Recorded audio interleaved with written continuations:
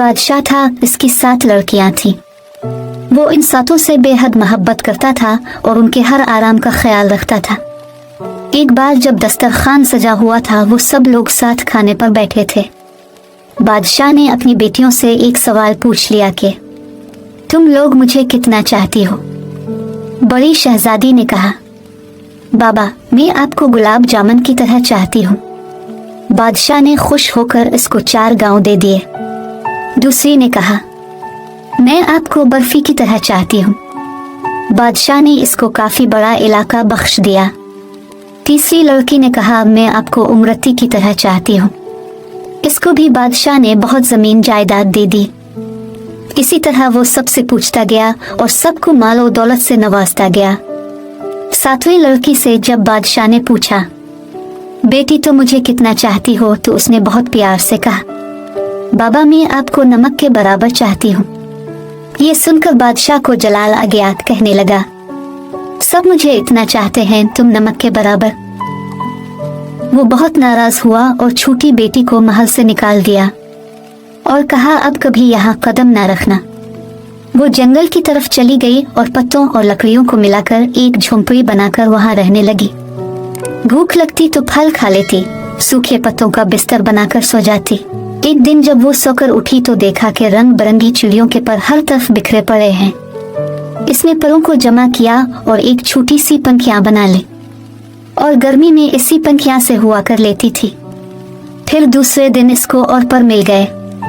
इसने बहुत सारे पर इकट्ठा किए और कई पंखियां बना ली और जंगल की किनारी सड़क के पास जाकर बैठ गई। अपना चेहरा चादर से ढांप लिया। लोग आते गए और पंखियां खरीदते गए। इतनी खूबसूरत पंखियां उन्होंने कभी नहीं देखी थी। एक बार शहजादे का उधर से गुजर हुआ। इसने इतने खूबसूरत पंखे कभी नहीं देखे थे, सारे खरीद लिए। फिर शहजादी से पूछा, तुम कौन हो? इसने कोई जवाब नहीं दिया। इसके खूबसूरत हाथ बता रहे थे कि इसने कभी काम नहीं किया था। पंखियां बनाने में उसकी उंगलियां जख्मी थी।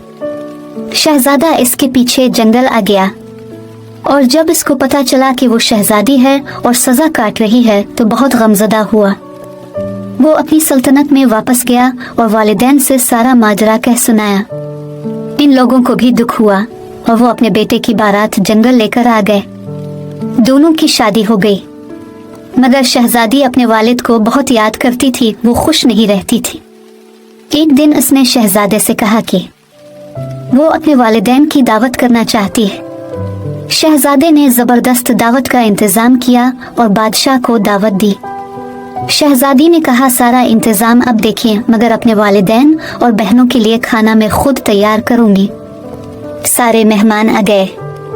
कई दस्तरखान एक साथ लगे और बादशाह और शहजादियों के लिए अंदर इंतजाम किया गया। वो जब खाना खाने बैठे तो उनकी बेटी सामने आकर बैठ गई। उसने नकाब पहन रखा था। जब बादशाह ने पहला नवाला लिया तो खाने में नमक नहीं था। दूसरी डिश निकाली, वो भी बगैर नमक के थी। तब उनको बहुत गुस्सा आया कि मुझे बुलाकर यूं बगैर नमक का खाना खिलाया गया। तब छोटी शहजादी ने अपना निकाब हटाया और कहा, बाबा, मैं आपको नमक के बराबर चाहती हूँ।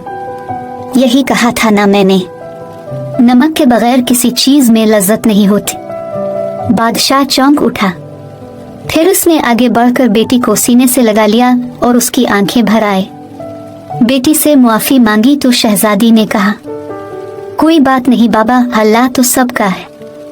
आप परेशान ना हो, मैं अब बहुत खुश रहती हूँ।